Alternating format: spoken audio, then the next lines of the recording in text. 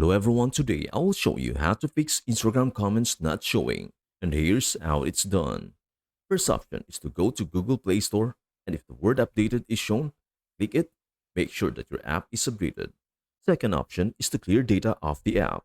Just long press the app, click App Info, and then we can click the Clear Data button and make sure to log in again after clearing the data. Last option is to report it.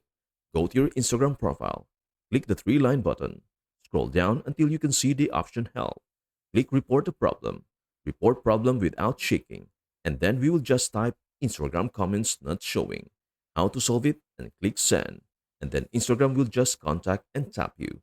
That is everything you need to know about how to fix Instagram comments not showing. Before we end, may I humbly ask you a favor? Please do like, share, and subscribe to our channel.